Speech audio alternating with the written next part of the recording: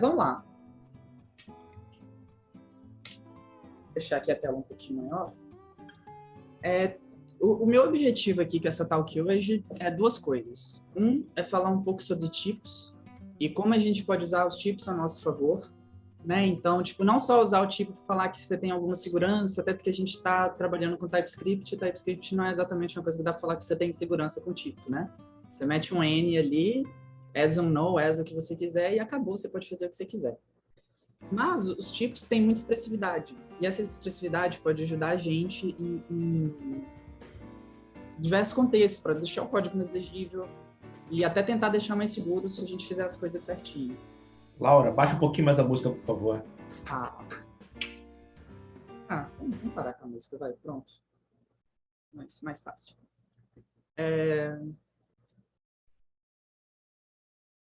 Então, eu vou começar com um exemplo de um negócio que aconteceu num time que eu trabalhava aqui antes. Que é o seguinte, a gente trabalha com apartamentos, então a gente tinha um endpoint que a gente recebia umas informações para começar um cadastro de apartamento, certo? E esse endpoint recebia uma requisição e retornava alguma coisa. Ele era basicamente assim, ó.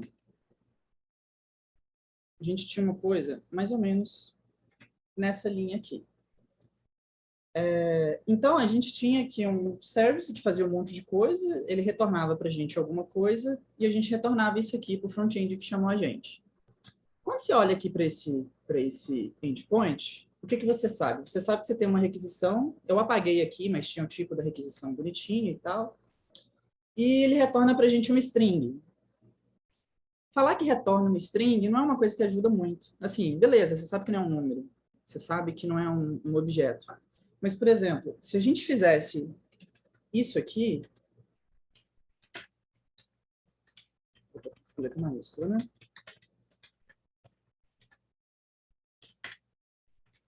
Apesar, e a gente retornar aqui, falar que a gente está retornando aqui no nosso controller um form URL, já fica muito mais claro para quem está vendo esse código o que ele está retornando de verdade, né? Então, a gente não está... Obviamente que eu posso colocar qualquer coisa, a gente não tem nenhum tipo de validação aqui. Isso em TypeScript a gente chama de type alias, né? Você só está dando um nome para alguma coisa. Eu posso vir aqui e falar, tipo, que não, isso aqui não é um link, mas eu posso falar que isso aqui é um form URL, o TypeScript vai aceitar, não vai falar nada, porque é uma string. Só que, em questão de legibilidade, facilita muito. Você vai ver esse código aqui daqui 5 meses. Ou então você entrou no time, não foi você que escreveu, você bateu o olho, você já sabe o que está retornando. E eu sempre faço isso, assim, quem tipo, já trabalhou comigo no time, vê que às vezes eu escrevo uns tipos assim que a pessoa fica olhando do tipo, por que a pessoa fez isso, né? Tipo, string.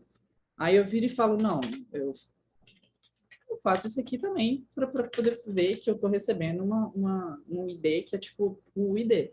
Não tem nenhum tipo de validação, novamente, mas eu acho que já ajuda a gente ver. E isso vale para qualquer coisa. Você vai resolver, igual esses dias eu resolvi um exercíciozinho que até o Bruno aí que me passou, que envolvia uma matriz, né? Que era um negócio de xadrez. Por que eu vou falar que eu tenho um par de inteiros se eu posso falar que um é um row e o outro é uma coluna? Então, assim, fica mais legível para quem está batendo o olho. Naquele caso específico lá, né, que eu estava comentando aqui a minha matriz, que é o meu tabuleiro de xadrez, eu chamei que é um type, que é um chess table. Então, tipo, eu podia chamar de matriz de não sei o que lá, mas para quem está vendo fica muito mais óbvio. E isso aqui vale para várias coisas. Você pode falar fazer um tipo que é BRL, para você não somar BRL com USD, né? Você está trabalhando com dinheiro. O TypeScript vai deixar você somar, se você fizer isso aqui, né? Mas talvez você lendo, você vai pensar, opa, eu não devia estar somando um BRL com um SD aqui. Em uma linguagem mais legal, tipo Haskell, a gente consegue fazer você não deixar fazer isso. Mas não vou perder tempo aqui da nossa palestra. Perder tempo não, né? Devagar falando de Haskell, que é uma linguagem muito mais legal. Mas para outro dia. Falando ainda sobre tipos, e agora começando a falar de coisas mais interessantes do que só falar aqui de type alias, suponha que a gente tem uma funçãozinha que chama aqui getDeliveryTeam. Delivery é o nome do meu time atual. Se a gente olhar aqui... não. Cortou aqui um pedaço. Mas os parâmetros aqui do... Ele recebe ali, tá vendo? How many, que é um number, e retorna uma string.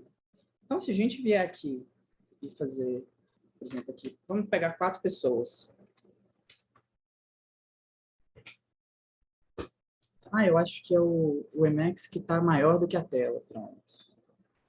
Então, se a gente pegou aqui 4 pessoas, a gente tem aqui o que o tipo está falando para a gente, tá vendo? Ó, a gente tem ali um parâmetro que é um how many, que é quantas pessoas a gente quer, e retorna para a gente o nome das pessoas do time.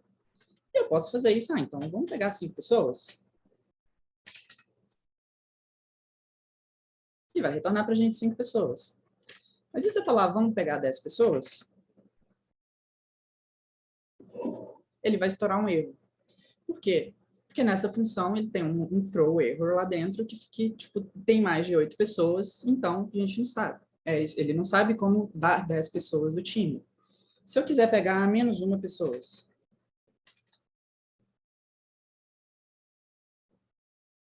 também vai estourar um erro, tá vendo? Ele não pode ser um inteiro não negativo. E nisso, a gente não tem nenhuma informação sobre isso, olhando para essa função, olhando para o tipo dela.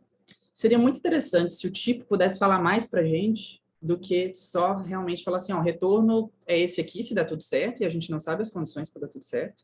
Falou, vou te retornar aqui uma rate string. Como? Não sei. Se você pedir 20, você vai descobrir na hora. E isso aqui faz um negócio assim que eu, sim, não gosto muito, que é você ter um projeto que todo método, toda função, tudo que você vai chamar, você tem que colocar um try. Aí você coloca um try para ver se o negócio vai dar certo, aí depois você faz a mesma coisa numa camada de cima, a mesma coisa numa camada de cima, e vai sujando o seu código com um monte de coisa, um monte de... Enfim. Seria legal se tivesse uma maneira mais interessante da gente fazer essa conta aqui. Eu criei uma segunda funçãozinha aqui, que chama safe get delivery team. E aqui antes, uma coisa interessante da gente falar, que é só uma diferenciação do que é função pura, o que é função impura. Que talvez vocês já saibam, já tenham visto, sei lá, quem estiver em casa, como youtuber aqui, né? Você que está em casa, já tenha visto algum outro vídeo, você sabe o que é, mas basicamente uma função pura é quando a gente tem a mesma entrada, gera sempre a mesma saída, certo? Então, se eu somar 1 com 1, ele sempre vai me retornar 2 ali. E uma função impura... Laura, seria uma função sem efeito colateral, no caso? Exatamente. Eu não vi quem falou, porque o Zoom não me mostrou, mas é exatamente isso aí. Não tem efeito colateral. E nisso, quando a gente tem também efeito colateral, por exemplo, meu programa parou aqui, ó, né? Estourou um erro na minha tela e, tipo, ele não executou. Você pode ver aqui até que ele tá falando que ia aparecer um erro. Então, seria interessante a gente conseguir fazer essas coisas, mesmo quando tem problemas, de forma pura. E tem uma estrutura para isso eu vou apresentar aqui uma biblioteca que chama FPTS, e essa biblioteca é muito inspirada em Haskell. Aí eu já vou dar alguns disclaimers sobre isso. É uma biblioteca que, se você falar assim, nossa, eu vou fazer um projeto inteiro em cima dela, eu vou falar assim, boa sorte. Que é tipo, a curva de aprendizado dela é meio porrada, assim. E a documentação não é das melhores. Mas tem algumas coisas dela que a gente consegue aproveitar de forma fácil e que eu acho que pode melhorar muito a nossa vida aqui, tanto em tipos e mais para frente aqui nessa talk também eu vou falar sobre validação em runtime de tipo também. Por exemplo, você faz uma request e você quer validar se aquele tipo realmente é o que você está esperando. Aqui a gente usa o Class Validator lá, que tem no Nest, tudo. Aí eu vou deixar falar mal dele daqui a pouco. Deixa eu chegar lá depois. Então, essa biblioteca, ela tem uma estrutura que chama IDOR, que ela basicamente permite que você consiga lidar com o erro de uma forma que não seja igual a essa aqui, estourar o erro direto na sua tela. Então, por exemplo, se eu vier aqui e falar assim, não, que é get delivery team 10, né, que a gente sabe que vai dar erro.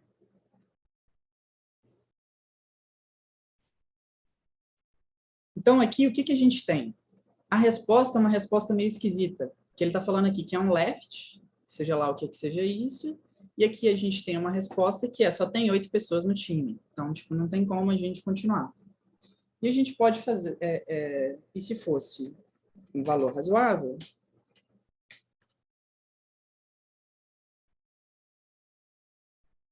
a gente tem aqui uma tag que chama right, e aqui essa resposta esperada aqui para as 8 pessoas do time. Eu espero muito não ter esquecido ninguém na hora que eu fiz essa lista aqui, mas eu acho que é outro. Então, se a gente vier aqui e olhar o tipo, eu não sei se vocês conseguem ver ali embaixo, mas isso aqui tem aqui em cima também. A gente recebe um parâmetro, e novamente aqui, ali eu escrevi não negative int. Por quê? Porque a gente está falando... E esse não negative int é aquilo que eu falei, tipo, ele é um number. Se eu passar um -1 aqui, ele não vai dar type error. Mas é só para a gente bater o olho e já ter uma noção, do tipo, não deveria mandar um número negativo ali, né? E aqui o retorno, em vez de ser uma string, né, que tipo, eu até chamei depois de delivery people, criei um enumzinho lá, eu mostro para vocês o código daqui a pouco. Ele, na verdade, ele retorna ou uma coisa, que é uma error message, ou ou delivery people, né, alguém desse tipo. E o que isso aqui essa estrutura aqui mostra pra gente? Então, tipo, aí tem um trocadilho, né, que foi, tipo, o lado right é porque tá correto. Então, geralmente, a gente usa a estrutura do either para lidar com coisas que podem quebrar, que estourar erro, e o left geralmente é o erro, ou a mensagem de erro, enfim, o que você quiser fazer, e o right é o que você esperava.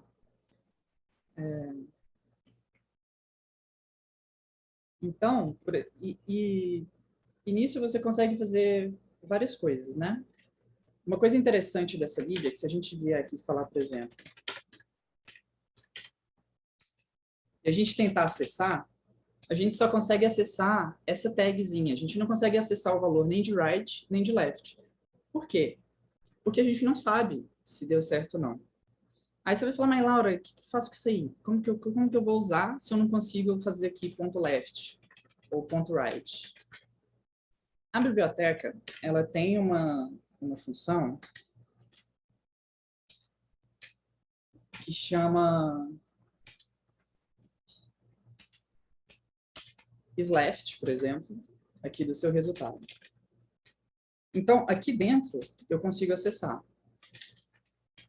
Por quê? Porque eu já sei, a partir desse momento, que aqui a gente tem o left. Né? Deixa eu colocar aqui um caso errado para a gente ver.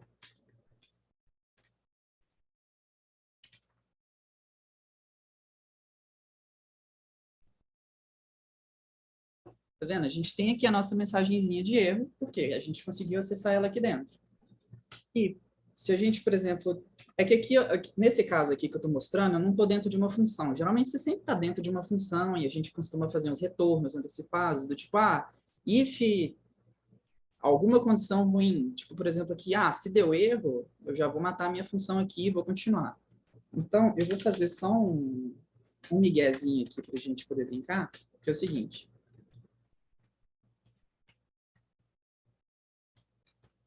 Se eu fiz esse if aqui e a minha função terminou, ou o meu processo terminou nesse caso, né, já que eu só tenho aqui um arquivo que é um arquivo script aqui fora eu já sei que o meu people só pode ser write. Então aqui, por exemplo, eu já consigo acessar. Ó, se eu vier aqui colocar um resultado, eu consigo acessar aqui do lado.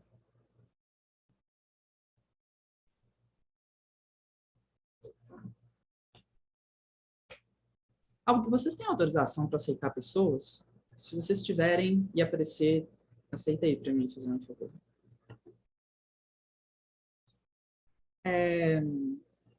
Continuando aqui, né, o que eu estava falando. Então, assim, a ideia do either é basicamente essa. Você tem aqui, no tipo da função, eu já sei que essa função pode dar problema. Isso aí já me ajuda muito, certo? Então, sempre que eu não preciso ir no código dessa função para ver o que está rolando ali dentro. Eu já olho para ela e falo, não, isso aqui pode dar problema. Então, você já trata tanto os casos de erro quanto os casos de acerto ali sem muita coisa, né? Aí vocês vão falar, mas e se eu tivesse, por exemplo, uma funçãozinha que sei lá, que adiciona aqui alguma coisa na mensagem de erro, né? Por exemplo. E recebe aqui, né? É um string, aqui é um string. E aqui vai me retornar aqui vai me retornar basicamente isso aqui, né? Então, a minha...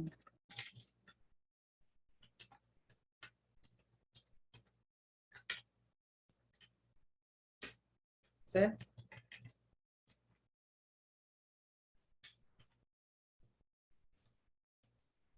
Aí vocês podem falar, não, uma maneira da gente resolver isso aqui é a gente abrir esse if, né? Por exemplo, verificar se o people é left, se ele for, você pode vir aqui e fazer se a gente estivesse dentro de uma função, né? Um return aqui da nossa funçãozinha deu ruim, que ela recebe uma string aqui do nosso people.left. Deixa eu tirar o return, porque a gente não está dentro de uma função, ele vai ficar chorando aqui, né?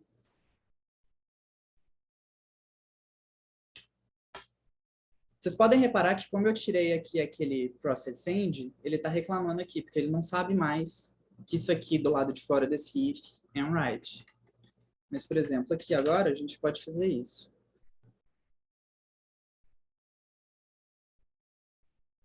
Ah, tá.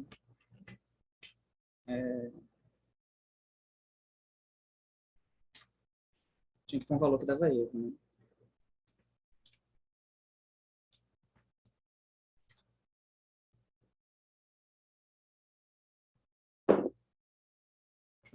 Certo?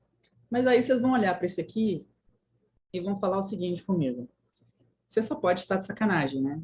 Você está vindo aqui metendo um tipo que ninguém conhece, fazendo toda uma complicação de negócio lá de cá, do lado de cá, ter que fazer um if para verificar tudo isso para colocar uma stringzinha aqui, sabe? Tipo, pô, isso aí a gente faz no catch, numa promise. Isso a gente faz um try, enfim, e segue para frente. E aí, mas aí eu vou dar um exemplo para vocês, que é o seguinte. Suponha aqui que a gente tem uma arrayzinha com valor de 1. E aqui a gente tem também uma funçãozinha, int, que ela recebe aqui um number, ela retorna um number, que é n mais 1, certo? Uma função de incremento. E eu gostaria muito de poder aplicar aqui a minha função de incremento no meu array. Mas ele não deixa, porque ele está falando porque o array tem um tipo de... Esse aqui, vou até escrever assim, dessa forma, só para ficar mais evidente o que eu quero falar para vocês. Certo? E o TypeScript não vai deixar eu fazer essa operação. Porque, né, tá esperando um número e você está me passando uma lista de números. Então, isso aqui não vai dar certo. Até que, preparando essa talk, eu descobri que em JavaScript isso roda. Isso dá 11. Não é o ponto aqui dessa talk, mas eu fiquei chocada com isso, que você pode fazer isso aqui e vai dar certo. Pelo menos nesse nível de segurança, o TypeScript dá pra gente, né? Porque aqui ele aqui ele vai pelo menos falar assim, oh, você não pode fazer isso aí não. Mas enfim, aqui a gente tem uma função de número para número e aqui a gente tem uma array. Aí vocês vão falar assim, ah, é muito fácil resolver esse problema, né? Você vai pegar aqui o nosso array de 0, você vai aplicar isso aqui no incremento, certo? E depois você vai retornar isso numa array de volta. Porque essa, com certeza, é a maneira óbvia de resolver esse problema, certo? Então, a gente fez o nosso incremento e vai retornar aqui para a gente uma array com 2. Opa! Ah, tá. O erro foi no meu helperzinho aqui de...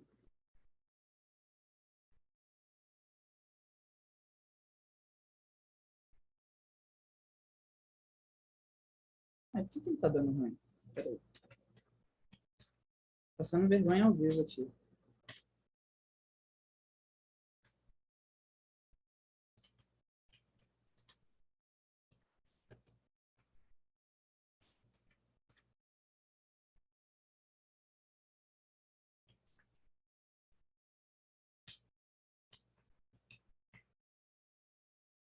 O JavaScript não deixa de fazer isso. Mas, enfim, vocês entenderam o meu ponto aqui. Coloca um ponto e vírgula no início da linha. É problema de automatic insertion. Ah, pode ser. Deixa eu fazer isso aqui, então.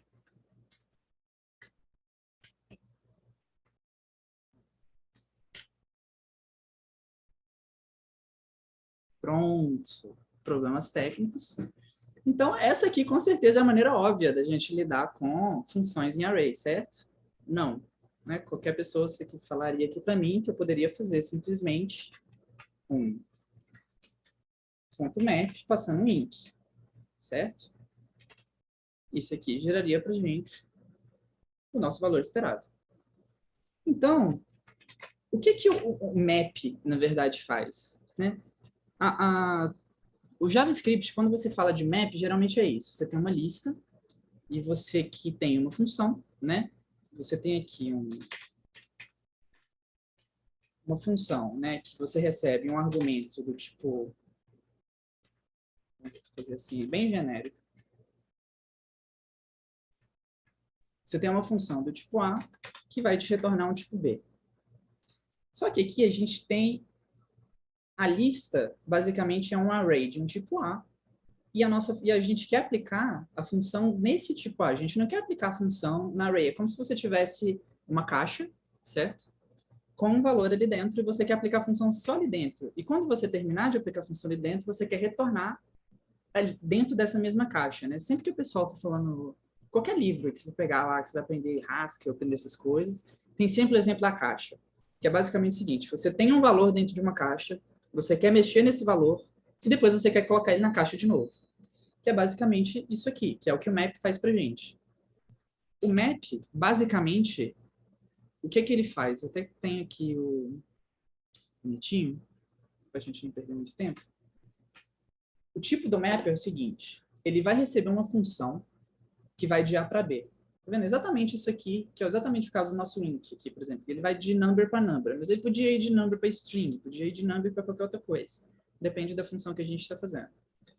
E esse map, ele basicamente faz a magia, que é, eu vou pegar essa função e eu vou transformar isso numa função que agora que aceita como parâmetro um array de A e retorna para a gente um array de B. Que é o que, por exemplo, as bibliotecas que trabalham com funcional vão fazer. Por exemplo, até o próprio Lambda, se a gente vier aqui, o tipo int, ó, vamos ver ele aqui embaixo. Ó. Ah, não precisa, né? Tá escrito aqui number, que deve caber.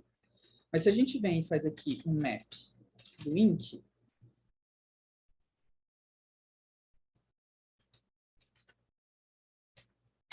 e a gente vem ver o tipo do map, o que ele está esperando para a gente ali? Ó? Ele fez a magia. Ele transformou uma função que era de número em número, e agora a gente tem uma função que é em lista de número e retorna lista de número. E essa é a grande magia do map. Só que aí, é o que eu falei, em JavaScript, esse aqui é o nosso entendimento de map. Ele morre aqui. Quando você vai para um mundo mais funcional e começa a ver outras coisas, você vê que, na verdade, esse map vale para qualquer tipo de caixa. Não precisa ser uma lista. O que é isso aqui que a gente está falando, esse people? Esse people é uma caixa que tem ali dentro um valor. Nesse caso em particular, ele pode ter dois tipos de valores, porque o either é basicamente um Schrödinger ali dentro, né? Você ainda não sabe se você tem um gato vivo ou um gato morto, para você estourar o erro aí no seu programa.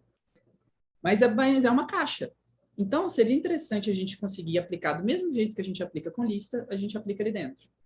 Tem um outro tipo que é extremamente útil, que é parecido com o either. Eu não vou nem escrever dele, não, vou só falar. Em Haskell chama maybe, e nessa biblioteca aqui, da FPTS, chama optional, que é basicamente, ele pode retornar para você o valor que você está esperando ou nada. Isso pode acontecer às vezes. Suponha que você vai criar uma conta de divisão, né? Uma função de divisão. Né? Aqui você tem um n number, e aqui você tem um m, que é number também, e você vai retornar um number, só que aí aqui você faz n por m. Aí é aquele negócio, se você dividir por zero, você vai quebrar seu computador. O JavaScript só vai retornar infinito. Mas aí você fala, não, vou fazer uma função bonitinha, se for 0, eu vou retornar um erro. Aí a gente cai naquele primeiro problema. Você vai estar aqui usando uma função que no tipo não tem nada falando para você que pode dar errado, e simplesmente vai estourar um erro lá na sua frente, na sua aplicação, você vai ter que descobrir isso vendo no rollbar depois, né? E aí, nesse caso específico, onde só tem um tipo de erro, você, em vez de retornar um either, falando exatamente o tipo de erro que foi, porque na conta de divisão, o único problema que pode dar é se você dividir por 0. Você retorna esse tal tipo que chama optional. Né? Que você vem aqui e aí, basicamente, ele pode retornar ou nada, que é tipo, retornou nada porque deu ruim. Só que aí você não vai estourar, você vai saber, você vai fazer do mesmo jeito que você tem aqui o isleft, você tem o isnan, eu acho, tipo, não preparei muito para falar sobre o optional, não, estou só citando. E você tem o mesmo negócio, que você tem uma caixa que chama optional, e você tem um valor ali dentro. Então, em vez de você tirar o valor da caixa, fazer a operação que você quer fazer, transformar o dado ali do jeito que você quiser, para poder retornar ele depois na mesma caixa, para passar ele para frente, você aplica um map. Infelizmente, em JavaScript, TypeScript, a gente não consegue pegar uma funçãozinha de map dessa e colocar aqui dentro por exemplo, aqui eu posso fazer o int e o array que vai dar certo, né? Ele vai retornar para a gente o valor bonitinho. Mas a gente não tem todo esse poder de tipo, igual, por exemplo, em Haskell, você define como funciona o map dentro do tipo que você está criando, e simplesmente você pode usar uma função que chama fmap. Você pode usar ela em qualquer lugar, do mesmo jeito que você usa com lista, que você usa com optional, que você usa com maybe, você consegue fazer aqui. Aí aqui a gente tem um probleminha maior, né, com isso, então cada subbiblioteca aqui da coisa tem o seu próprio map. Como vocês podem ver aqui, já tem um autocomplete, o map e o map left. Então fica um pouco óbvio, já pelo nome, o que é. O map, ele vai mapear o conteúdo se der certo no seu resultado ali. E o map left vai dar se der errado. Então, por exemplo, eu posso aplicar aqui o map left na minha função deu ruim e aplicar aqui em people, que é quem eu recebi, certo? Deixa eu apagar isso tudo que está aqui. Estou ocupando espaço. O que ele está... Ah, tá.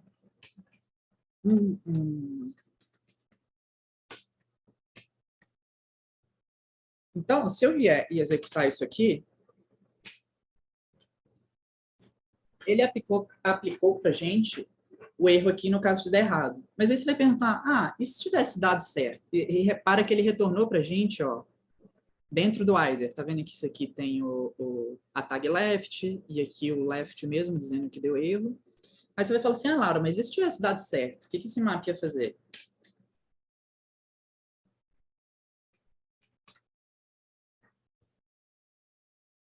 Ele ia fazer nada. Por quê? Porque ele está mapeando só do lado esquerdo. Então, aqui começa um pouco a magia da coisa, né? Porque a mesma coisa eu poderia ter feito, ó, vou até fazer um pouquinho diferente.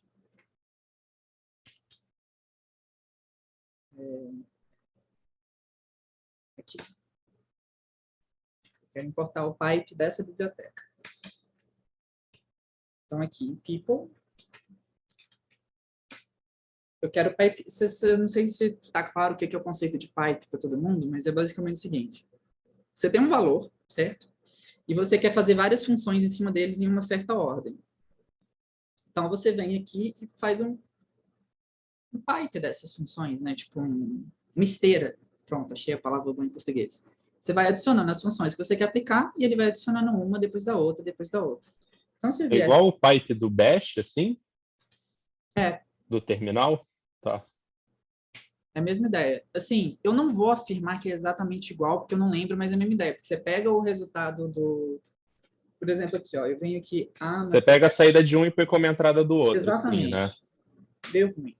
Então, o que esse e.mapleft significa? Esse aqui é uma função, certo? Que está esperando eu receber um either alguma coisa aqui, né?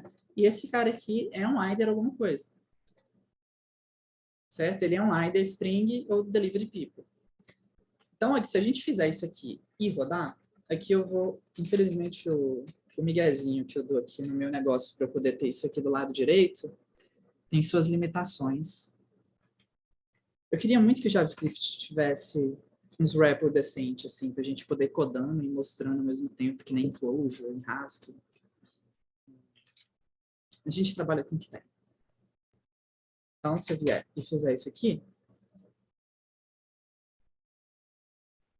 não aconteceu nada porque o map está aqui desse lado, né? Mas eu poderia vir aqui agora e fazer... Eu estou falando, não, agora eu quero mapear alguma coisa do lado direito. Isso, do lado direito. Que vai ser que a gente tem O nosso lado direito, ele é uma array, né? Vamos colocar todo mundo em uppercase, por exemplo. Aí aqui talvez comece a ficar um pouco confuso, mas eu vou fazer isso de propósito.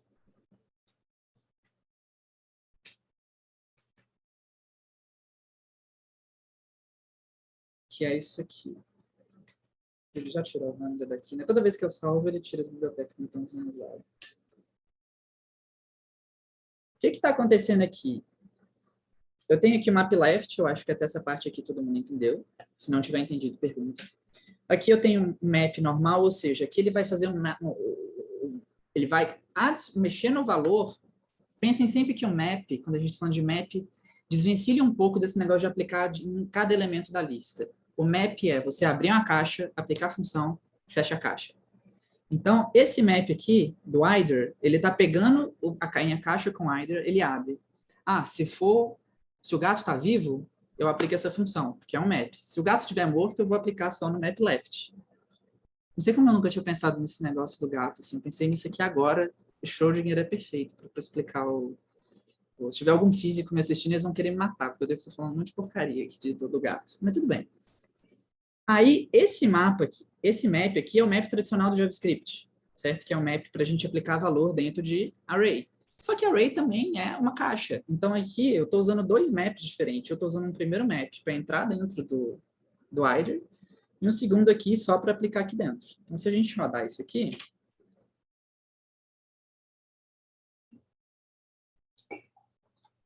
a gente fez uma magia, certo? E aí vocês vão falar, ah, mas só isso?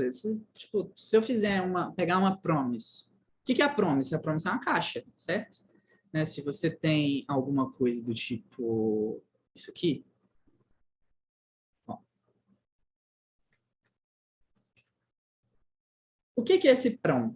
Esse prom, ele não te retorna um número, certo? Você não sabe se ele é um número. Ele te dá uma promessa. O que é a promessa? É uma caixa, que pode dar errado. A promise tem muita semelhança com either nesse ponto, né? Porque você pode retornar o que você está esperando, ou pode dar um problema aí no caminho e você ter que fazer um catch. Então, isso aqui que eu fiz até agora é basicamente um promise try catch. Aí você vai falar para mim de novo, para que você está me mostrando isso tudo se eu consigo fazer um try catch? Aí eu vou falar, calma, porque no try catch a gente tem um problema. Ou você coloca tudo que você quer fazer dentro ali da sua função, que você vai passar no seu den ou no seu catch, ou o negócio pode começar a ficar meio complicado. O que eu estou querendo dizer? Se você supõe que você tem aqui, por exemplo, aqui a gente recebe uma array.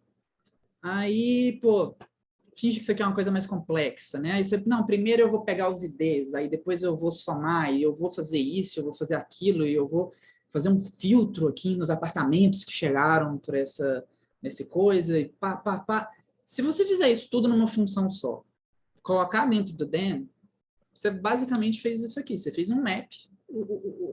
A promise é um grande, né? Você colocou um map ali, se deu certo, aí você tem uma funçãozinha que você passa no catch, que é um map left. E essa é a limitação do promise. Se você quiser aplicar várias funções em cadeia, e por que você faria isso? Porque pode ficar mais legível. Suponha, por exemplo, aqui, ó, isso aqui você pode dar nome, né? Que eu só escrevi. Eu poderia ter escrito assim, isso aqui, eu poderia fazer isso aqui, ó.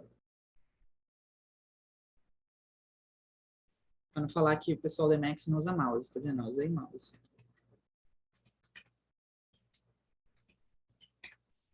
Né? Você dá um nome para isso aqui e você vem e aplica isso aqui. Aí você pode vir e falar depois, falar, não, mas agora eu não quero, eu quero mais do que isso. Eu quero fazer um join dessa array. Aí você vem aqui no e.map, você faz um... Gente, eu não lembro se o join faz isso, ou se eu tenho que usar o concat, deixa eu ver. O join recebe uma string, recebe uma lista. Tá vendo? O tipo ajuda a gente por isso. Recebe uma lista de alguma coisa e retorna um string, né? Vamos rodar isso aqui para ver o que dá. Espero que não estoure nenhum erro aqui. Vamos ver. E aí? Bom, agora eu não tenho mais uma array. Eu tenho uma stringona que eu estou aplicando ali. Se você for fazer isso com uma promise, você vai lá, você vai colocar um primeiro den. Aí você coloca o seu primeiro den aqui, upper to array.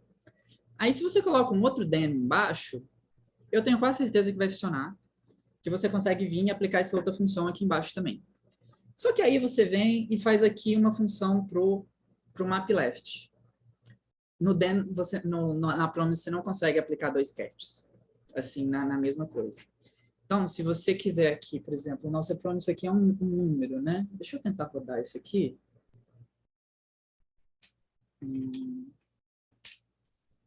Eu cheguei a... Eu tenho que fazer o promise, tem que fazer um awaitzinho, vamos ver. Uma sync.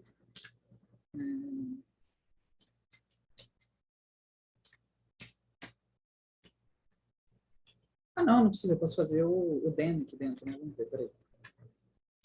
Então, vamos colocar um caso que dá certo. Eu falei que se o n for maior que zero, ele vai dar certo. Então, den. E aqui a gente aplica o int. Eu apaguei o int. Apaguei, né? Mas o Lambda tem uma função que chama int. Pronto. Deixa eu ver se só isso aqui vai dar certo ou se eu preciso dar o await. Não, eu preciso dar o await. Não vou escapar do...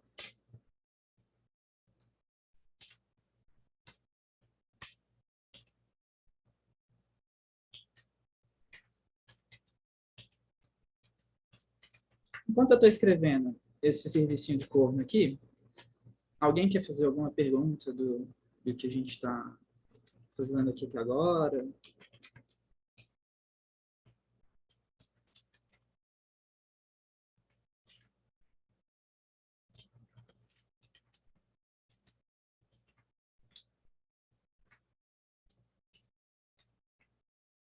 Vamos ver se isso aqui vai dar certo agora.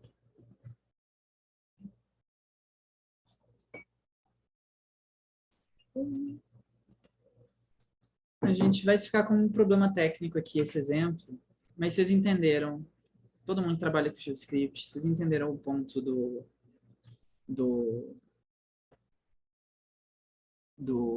da coisa aqui, certo? Então, se a gente poderia vir aqui, nesse caso desse erro, né, na instrução, fazer um catch, e aqui, por exemplo, aplicar o nosso deu ruim. Mas, por exemplo, aqui a gente poderia criar uma outra função, ó, que chama... Deu muito ruim. Não só deu ruim, deu muito ruim. Então, aqui a gente tem uma error message, que é um string, vai retornar um string. E aqui a gente vai retornar a error message original, né?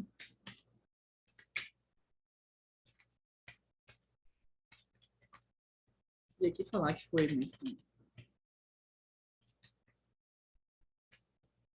Então, se a gente vier e tentar aplicar aqui, você pode tentar na sua casa aí depois, já que eu não estou conseguindo, e falar que deu muito ruim, você vai ver que o negócio não vai dar certo. Mas aqui não, aqui a gente consegue. Né? Ô, Laura, Diga. ao invés de encadear catches, a gente poderia utilizar o segundo argumento do Dan, que é a rejeição individual em cada promise. Desculpa, não entendi, repete. Daquele código ali que você removeu, por exemplo, por último, você tinha dois catches, né?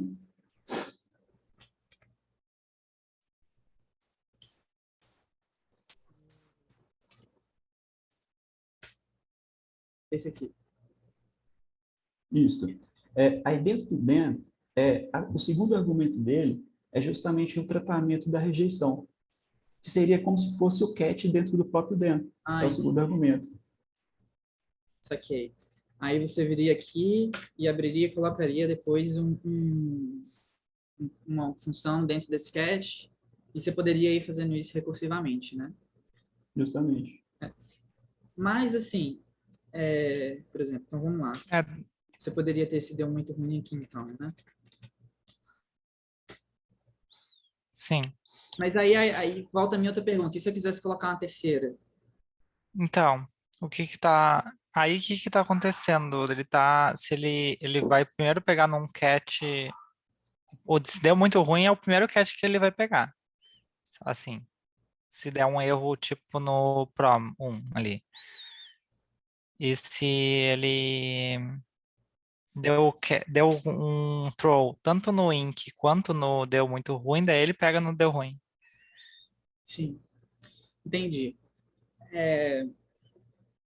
Eu acho que aí isso até ajuda o ponto que eu estou querendo fazer, que se você tem encadeado aqui um pipe, você vê o que está acontecendo. Você está aqui, ó, você tem people, você sabe que people é uma caixa que pode ter coisa boa ou coisa ruim. Aí você olha aqui, map left. Então, quer dizer, eu estou abrindo a caixa, mas só se tiver dado ruim, né? Se o gato estiver morto. Aí você fala, ah, não, posso adicionar, porque eu vou aplicar essa função. Aí você passa para frente, ah, não, o map, se deu certo, né? Então eu aplico essa. Ah, outro map, então se deu certo, eu também vou aplicar. E está na ordem, né? Por exemplo, se Uhum. eu trocasse isso aqui de lugar, eu acho que nesse caso em particular não ia dar problema, não. Porque não, ia dar sim, por causa dos tipos, ó. Quer ver? Eu vou até inverter aqui para vocês verem.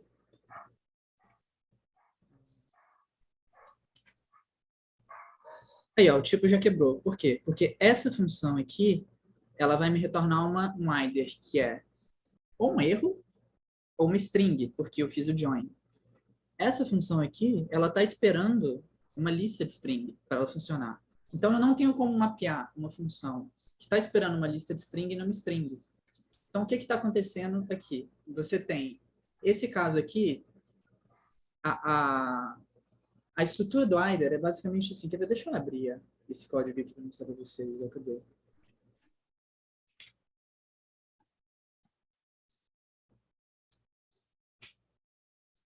Esse aqui é o códigozinho que eu fiz para a gente estourar erro, lá que é o que eu mostrei para vocês. Nesse caso aqui, a gente tem o nosso... Né, eu fiz aqui um number e uma string, que volta no início da talk que eu falei. Number, string pode ser útil, mas geralmente é um nome muito fraco. A gente pode dar um nome melhor para as coisas do que chamar de number ou string, certo? E aqui eu vejo se deu algum erro, ó, se não for inteiro, até esqueci disso, né? Eu coloquei esse caso de erro também. Se eu tentar pegar 5,5 pessoas do time, vai dar problema também. A gente não pode cortar ninguém do time para devolver na função. Isso aí dá problema judicial para a empresa depois. Não pode, né? Aí, aqui é a mesma coisa. Você tem um if gigantão, você estoura um erro aqui dentro também. Aí aqui eu já fiz um pouquinho diferente, ó. Eu já chamei de non-negative int. Então, se a pessoa vê a assinatura da função é essa aqui, ó. Mesmo que ela não olhe para o código. Tipo, não quero ler o que está ali dentro. Eu vou olhar para a assinatura da função, porque a gente usa tipo, para a gente olhar para a assinatura da função e ter noção do que está acontecendo ali dentro. Senão a gente não precisava usar tipo. Porque é o que eu falei também. Segurança, o TypeScript não vai oferecer para a gente. Ele dá uma ajuda. Né? Você viu ali na hora que eu troquei as funções de lugar, ele falou, você não pode fazer isso não. Mas se eu executar, ele vai executar. E vai estourar o erro falando que deu errado. Mas na hora que vira JavaScript, morreu tudo, assim. Então, o TypeScript é só uma ilusãozinha ali de segurança. Ele fala assim, não, eu vou te ajudar um pouquinho, assim, só para você não fazer muita merda. Mas não é, tipo, seguro, de verdade. Mas é interessante como ficou bem mais fácil de explicar o que está acontecendo ali no pipe do que ali nas promises, né? Que é o grande ponto, assim, porque é o que eu falei, se você quis pegar e fazer tudo de uma vez na sua função, você joga lá. Só que aí talvez isso não fique muito claro. Suponha que você tem que fazer muita coisa. Talvez fique muito mais claro se fazer assim, ó, uma função que pega ID, você fala assim, get IDs. Então, dali para frente, você já sabe que é o ID que você está tratando. Aí a outra função é lá, enfim, e segue. E aqui eu não vou falar aqui, porque aqui eu estou só tratando o dado que já chegou, né? Peguei um dado que chegou e estou passando por ele, estou melhorando, fazendo o que eu quero. Mas a gente tem a mesma ideia com... Eu posso fazer outras requisições. Tem um tipo... Essa biblioteca chama... Em vez de chamar promise, ela chama os tipos de task. Que é tipo, é uma coisa que vai vir no futuro. Então você tem o task either, que é basicamente o seguinte, eu posso pegar, na hora que eu estou fazendo pipe, eu pego a saída ali da minha função, em vez de eu aplicar numa função que é síncrona, eu posso aplicar ela numa função assíncrona, e vai estar tudo dentro do pipe. Então, o que vier depois também vai estar ali, ou um left, ou um right, porque chamada assíncrona pode dar ruim, certo? Mas aí eu estou desviando um pouco do foco, deixa eu só voltar aqui nessa assinatura. Essa assinatura já fala para a gente aqui, ó, com essa ajudinha aqui, a gente já sabe que a gente deve mandar um inteiro, que não é negativo. Ela ainda não fala que é limitado, certo? Mas aqui a gente sabe que a gente pode receber uma mensagem de erro, então a gente já sabe que, pô, essa função pode dar ruim. Aí você já fica com mais cuidado, né? Você já vai ter que tratar para um lado positivo e negativo obrigatoriamente. E aqui você sabe que você pode dar um delivery people. E o que eu aqui, eu chamei aqui o delivery, eu fiz um menu, certo? De delivery person. E aqui entra um outro ponto que eu gosto também, que é, por exemplo, suponha que você tem alguma coisa igual no exercício lá do xadrez, que eu tinha comentado, né? Você tem um ponto ali dentro. Esse ponto, position, coordenada. Mas e se você tiver uma lista disso? Você escrever position com um negocinho no final é feio. Tipo, se você escrever positions, você já olha, você já sabe que é no plural, você já sabe que é mais, você já sabe que é uma lista. Então, eu sempre faço isso aqui. Às vezes, eu imagino que muita gente revisando minhas PR deve falar, mas que inutilidade isso aqui, você já chamou um negócio de number, né? Aí agora você vai meter um S aqui no final só para não escrever uma array? Eu acho que fica mais legível, eu acho que fica mais bonito. Então, aqui no caso, o plural, né? De person não é com S, eu chamo de people. Então, aqui eu vou retornar um delivery people. E aqui está a magia. Tá vendo que eu não usei a palavra throw? Por exemplo, aqui na função normal, que como a gente teria escrito a função normal, olha eu com preconceito com o que eu estou tentando fazer aqui, né? Na maneira convencional do TypeScript, a gente estoura um erro e quem estiver na frente se vira para pegar. Aqui não, aqui eu estou retornando. Se der ruim é porque eu estou retornando left. Então eu tenho uma funçãozinha que chama left, e eu retorno ela aqui, ou caso, se der... Aqui tem um outro left, tá vendo que é um erro diferente. E se der certo, eu vou retornar o right, que é aqui que eu estou fazendo aqui. Eu estou pegando um certo número de pessoas de uma lista. É isso que a função take faz, que eu estou utilizando aqui. Eu já fiz 2 lives aqui na Loft falando do Lambda, mas eu meio que terminei minha amizade com o Lambda ultimamente, assim. É tipo... O Lambda é uma biblioteca que foi feita para JavaScript e ela funciona maravilhosamente em JavaScript. Mas em TypeScript, os tipos começam a ficar meio ruins, porque o Lambda ele faz uma mágica. Eu não sei se vocês repararam em alguns momentos que eu escrevi. Por exemplo, se eu viesse e fizesse isso aqui.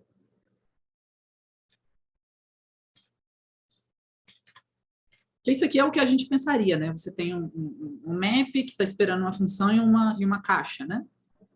Não, essa biblioteca não deixa. Ela vai falar, não, o map está esperando uma função, certo? O que o map faz é pegar uma função e mudar o tipo dela, fazer aquela magia aqui, ó. A gente tinha o tipo, eu apaguei, a gente tinha o tipo número, e ele vai criar para a gente uma função que é tipo array de número, aliás, nesse caso ali é um IDER, né? É um IDER de número com um IDER de número.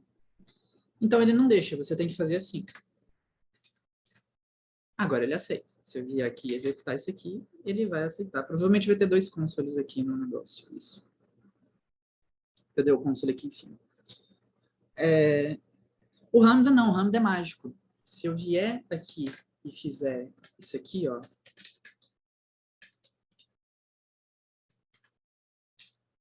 Ele aceita, ele vai rodar. Deixa eu tirar esse console aqui, só pra gente não... Tá vendo 2 coisas?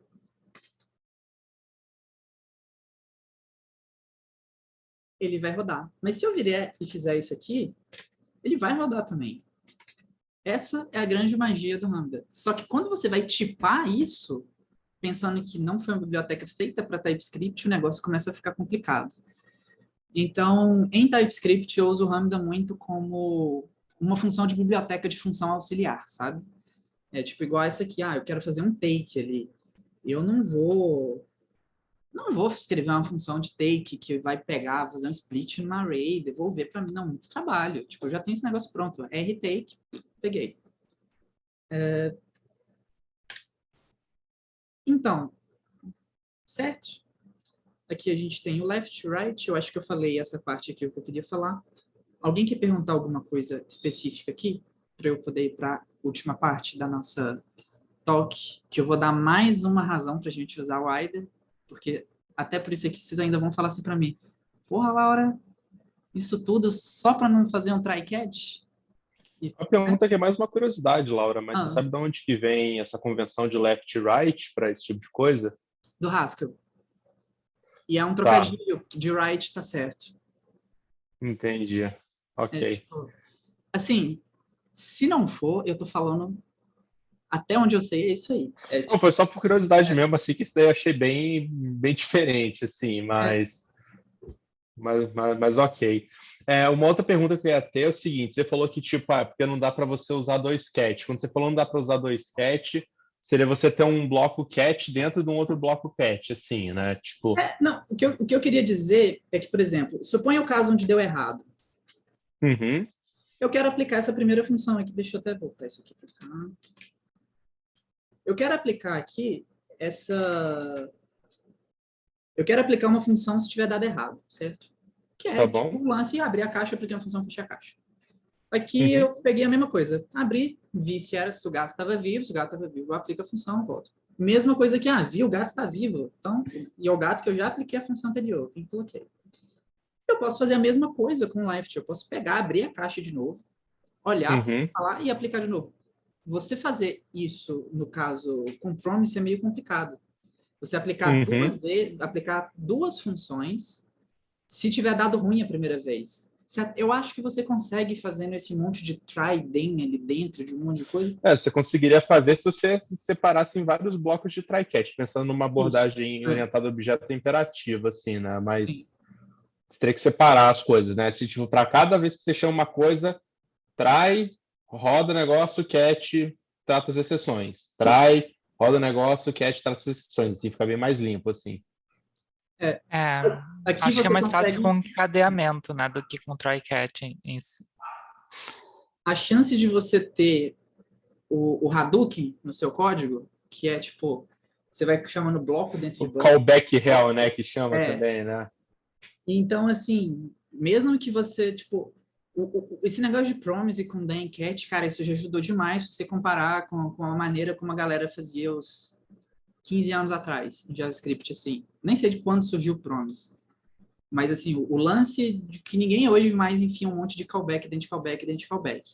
Só que aí você fica limitado. Se você quiser fazer pequenas coisas assim e ir aplicando, você não consegue.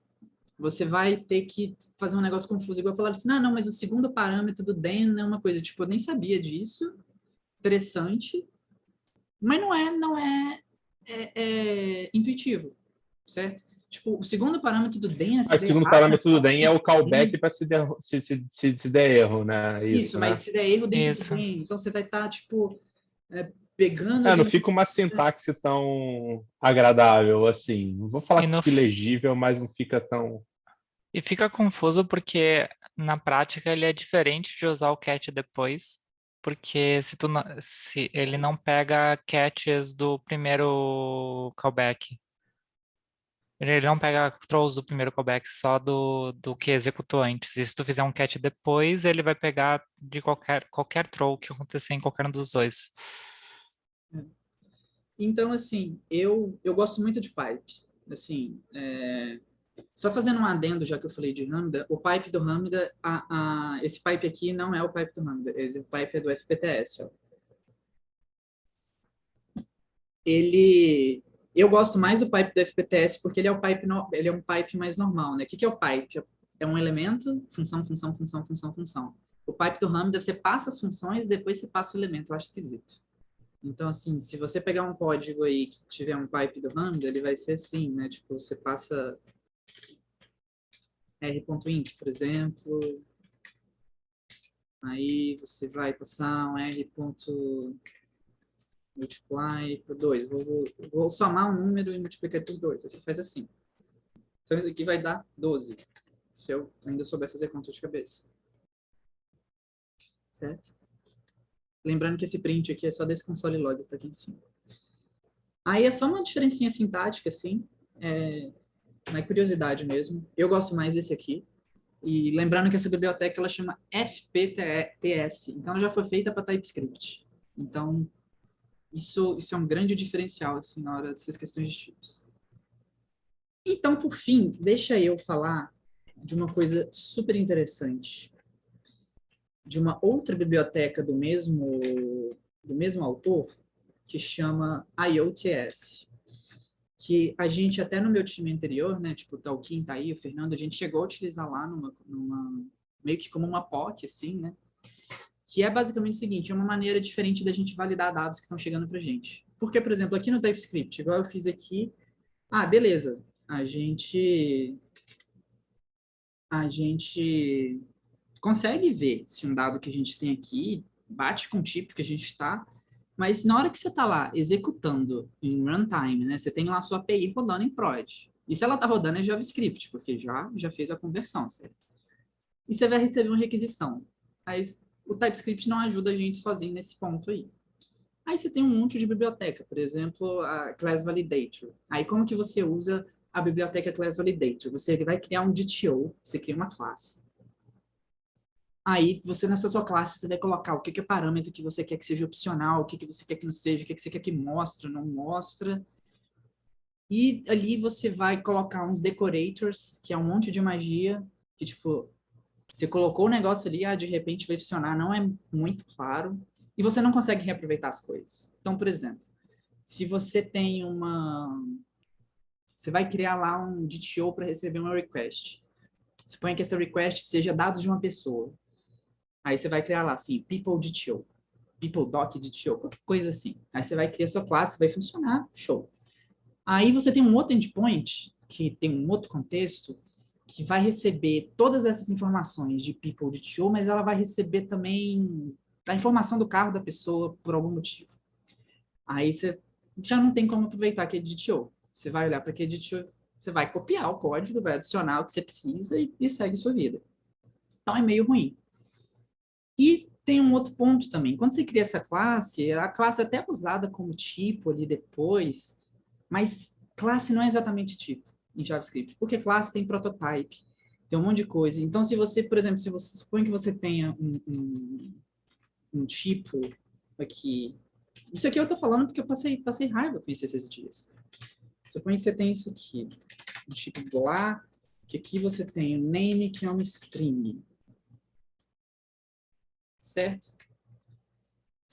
Se você tem alguma função, vou até só escrever o tipo aqui. Se você tem uma função qualquer lá, que o tipo dela é... Você vai receber um parâmetro lá, que é um record, string. Vou nem colocar string aqui, ó. Eu vou colocar um objeto de um enum. Suponha que a gente tem um enum que chama possible names, assim, certo? A gente tem um enum aqui que tem todos os nomes que a gente aceita. Se a pessoa tiver um nome que a gente não gosta, ela não pode fazer requisição pra gente. Só que isso aqui é uma string, no fim das contas, né? Tipo, ali por baixo dos panos, um enum é basicamente se você for igual o que eu fiz aqui no... Cadê o enumzinho? Né? Esse enum aqui, na verdade, é basicamente uma restrição das strings que eu quero poder aplicar, certo? E aqui eu tenho uma função que ela recebe aqui, para quem não está familiarizado com JavaScript, isso aqui é basicamente um objeto onde a chave é a string e o valor também é string. E isso aqui vai me retornar qualquer coisa. A única situação que vocês vão escrever um N aqui, né? Aí vai retornar qualquer coisa. Se eu tentar aplicar o meu blá aqui dentro, vai funcionar. Por quê? Apesar disso aqui ter uma restrição, não é qualquer nome que eu posso colocar aqui, na hora que a função for aplicar, é uma generalização, certo? Tipo, Se eu aceito qualquer string, eu vou aceitar umas strings em particular. Mas se isso aqui fosse um DTO, né, se você fizesse isso aqui chamado class, blá, DTO, aí você tem aí na hora que você gerar isso aqui, vai ter tipo um prototype ali dentro, vai ter umas outras coisas e você não vai conseguir usar aqui. Ou seja, você se limitou 2 vezes, porque você não vai conseguir reaproveitar seu código, você não vai conseguir usar ele como tipo que às vezes a gente tem que dar, por exemplo, tem uma biblioteca de request. E essa biblioteca de request nos parâmetros tem que ser string, ou string number, ou string array. Se você tem um DTO que é exatamente um string específico aqui, igual esse aqui, ele não vai aceitar lá. Você vai ter que dar um migué. Você vai ter que, enfim, você não vai poder usar um negócio que você deveria poder usar, certo? Então, fica aqui mais um ponto positivo para a gente usar tipos ao invés de classes como tipo. Funciona se usar classe como tipo, mas é limitado. Porque classe não é para ser tipo, classe é para ser classe, certo? Você quer que o negócio funcione como classe, você quer fazer as heranças, você quer fazer, enfim, essas coisas desse pessoal orientado a objetos. Né? Então, assim, fica mais uma razão. Então, essa biblioteca chama IOTS, ela tem um negócio que chama decoder, que é basicamente isso. Você tem, deixa eu abrir aqui para vocês verem o site, a documentação. A documentação dessa biblioteca em particular é boa, apesar da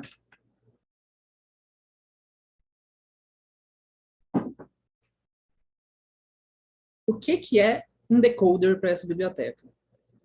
Essa decoder é aqui uma interface, certo? Que ela tem uma funçãozinha, um método, como você preferir, que chama decode. E esse decode, ele vai retornar, ele vai tentar decodificar alguma coisa que a gente não sabe o que é, e ele vai retornar para a gente aqui um either de ou deu erro ou deu certo. Então, por exemplo, suponha que a gente tem lá na nossa aplicação, lá no nosso controller. Ah, eu esqueci de falar. Quando a gente está trabalhando com either, suponha que você pegue toda a sua aplicação e fale assim, eu não escrevo mais throw nisso aqui, certo? Nunca mais escrevi. Então, toda a sua aplicação ali, as funções que podem dar problema tem either no nome. E você vai passando esse erro para frente, né? Tipo, por exemplo, aqui, eu já paguei, né? Mas, por exemplo, você tem a sua função ali, o get delivery team safe lá, certo? Ela pode retornar um either. Aí você pega isso e se der um erro, você pode passar esse erro para frente, você pode fazer um map left nesse erro e passar ele para frente, você pode fazer fazer o tratamento do caso se der certo também, passar para frente. Então, tipo, o que é passar para frente que eu tô falando, né? Você tem a camada mais exterior, que é a sua camada de controle, aí lá dentro você começa as suas camadas de lógica, certo? Tipo, e tudo. E você deixa o seu código muito mais puro, no sentido de função pura, porque você sabe o que está rolando ali dentro. Você não está estourando erro, você não está, tipo, as coisas estão muito mais dentro do seu controle. E aí, na sua camada de fora, que é a camada que vai conversar com o mundo real, que vai conversar com o seu front-end, por exemplo, essa camada você estoura o erro. Então, por exemplo, você faz a sua validação lá, você está aqui no seu controller, né? Escrevi errado, mas segue a vida. Aí você está aqui no seu controller, você tem o seu get alguma coisa, certo? Opa. Você tem seu get alguma coisa aqui da sua requisição que chegou. Aí você vem aqui e faz aquela validaçãozinha, né? Você vai ter um decoder que eu vou mostrar para vocês, um decoder qualquer dessa requisição. Aí você vem aqui e faz um decode da sua requisição. E se a gente olhar aqui, opa, se a gente vier aqui, esse decode ele retorna para a gente um either, de deu bom ou deu ruim. Se deu bom, você pode vir aqui e fazer aqui, né? Um if, papapá, do seu decoder. Se tiver dado ruim, né, você faz o slash e você estoura o erro. Você estoura você já mete aqui um throw bad request exception, né? E daí para frente o seu código não roda e dali para frente você já sabe que você tem uma caixa com um write ali dentro. Então você pode trabalhar ali para frente, mandar aquilo para suas camadas de lógica, fazer todas as alterações que você precisa mandar. Da maneira que a gente faz com os Class Validator, você vai vir aqui, né? Você vai criar lá o seu DTO, Aí aqui na sua request, você vai vir aqui fazer um new, class, pipe, alguma coisa. Aí aqui você vai passar o seu DTO e pá, e ele vai fazer para você essa magia de vai validar, se der ruim, ele já estoura o bad request para você. Então, tipo, aqui a gente gasta 3 linhas a mais fazendo a gente mesmo estourar o bad request, mas aí a gente não precisa desses pipes, desses DTOs. E agora eu vou mostrar para vocês o que eu falei de poder usar tipo para resolver o problema. Deixa eu mostrar aqui de novo. Aqui ele tem um exemplinho de como fazer uma validação de string. Ó. Vou até copiar aqui para gente. Vou chamar aqui de string decoder. Que é basicamente o seguinte, ó, ele recebe um U, que é um objeto que a gente não sabe o que é, e vai retornar, ele vai fazer essa verificação, se é uma string, aqui tá vendo, isso aqui é uma... Se der certo, ele tem uma função que chama success, ou seja, ele vai passar para frente o que ele recebeu. Se der errado, ele vai chamar essa função de failure e aqui uma mensagem de erro para você poder fazer as coisas. Então, se a gente vier aqui fazer um string decoder, decode 10, ele vai dar para a gente um left. Certo? E aqui ele tem uma estrutura de árvore que eu vou mostrar para vocês depois, que é muito legal porque ele dá uma mensagem de erro muito legal quando você tem umas coisas mais complexas. Mas aí você vai falar para mim, pô, Laura, mó trampo isso aqui, hein? Trampo. Eu vou falar para você, sim, trampo. Tem uma maneira melhor. Porque qual que é o lance de poder reaproveitar o código, né? Tipo, o que é, tipo, o lance, lá, né? Você vai ler lá o livro lá do, acho que é Dom Cobob, não lembro, enfim, dê preferência à composição. O lance do funcional é sempre isso, dê preferência à composição. Então, vamos fazer composição. A gente vai começar com os tipos pequenos e a gente consegue criar. Lembra que eu falei lá que se a gente tivesse um tipo que é um decoder para pessoa e a gente quer usar ele também agora num caso onde tem pessoa e carro, a gente consegue, porque a gente já tem aquele pronto e a gente consegue compor. Então, a gente consegue reaproveitar ao máximo. Essa biblioteca, ela já tem vários decoders prontos de coisas básicas. Por exemplo, você tem um dstring, que é justamente aquele que eu acabei de copiar ali. Se você vier aqui e fizer um dstring decode, isso aqui ele vai dar certo agora, porque isso é uma string. Certo? Deu right. E você tem the number, você tem the boolean, todos os tipos básicos você vai ter aqui. Certo? E com ele você consegue fazer coisa mais interessante, porque você consegue pegar um decoder que já existe e criar um decoder novo que se aplica melhor à sua situação. Por exemplo, vamos supor que a gente quer receber inteiro, né? Lembra que a gente tinha lá uma função que dava errado se não fosse inteiro? Você pode vir aqui e fazer um integer decoder. Novamente, a gente vai usar o nosso pipezinho aqui. E o que a gente vai fazer? A gente tem um decoder já que a gente sabe. Se ele é um inteiro, ele é um número, certo? Então, vamos aproveitar disso. A gente pega aqui esse decoder de número, que já existe, alguém já fez pra gente, e a gente vai refinar ele. Porque eu não quero qualquer número. O que eu quero? Eu quero o seguinte, vou passar um n. Eu quero saber se n is number, certo? Isso aqui é uma notação específica do TypeScript, eu não vou entrar muito em detalhe aqui não, porque a gente já está estouradaço no tempo. Eu sabia, eu sempre falo demais, já estou ficando pouco. É a vida.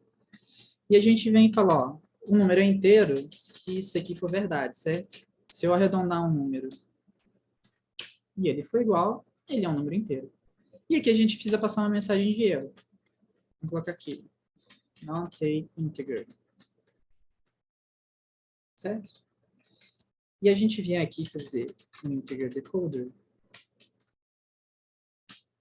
Se eu passar um negócio que nem número ele não vai nem chegar nessa parte. Ele vai quebrar antes. Ele vai falar, ó, não é número. Agora, eu suponho que eu vou passar aqui um número que é quebrado. Então, ele vai passar no primeiro teste, que é um número.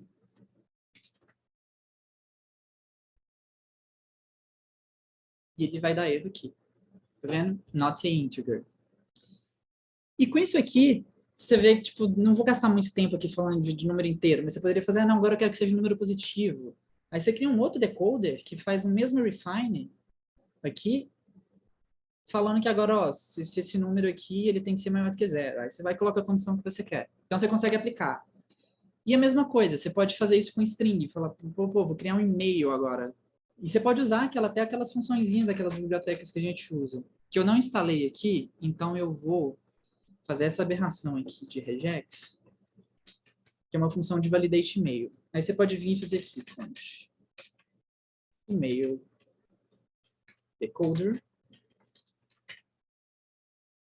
é igual a um pipe, né? Vamos fazer o pipezinho. Lembra sempre, gente, que o pipe é uma coisa que vai pegar algo, aplicar alguma coisa e passar para frente, certo? Então, aqui eu tenho uma string, porque todo e-mail é uma string. Se eu mandar um número, eu quero que ele estoure antes, certo? Aí, vou fazer aqui o meu refine. Aí, aqui, a minha string, yes, string.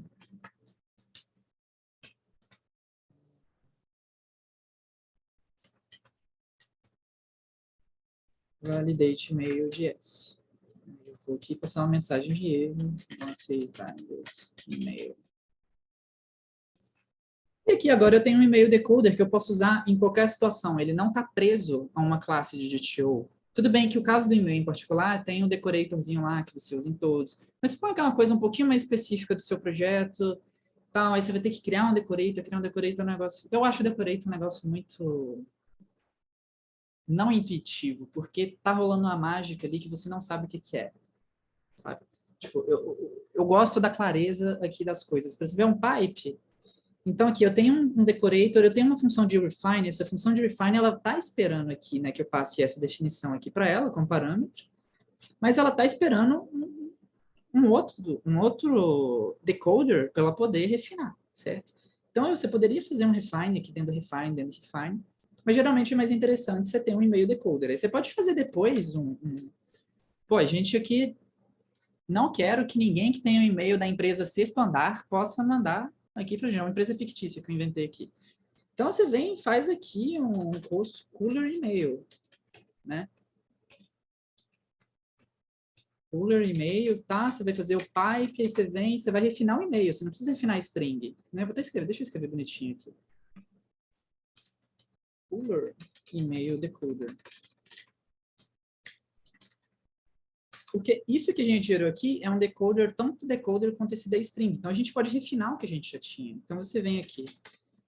Eu vou refinar o meu e-mail decoder, .refine. Aí, agora aqui eu faço uma verificação aqui dentro. Falando assim, não, se esse e-mail terminar com sextoandar.com, eu não quero. Você não vai poder mandar e-mail para mim, senão eu vou poder fazer seu cadastro aqui.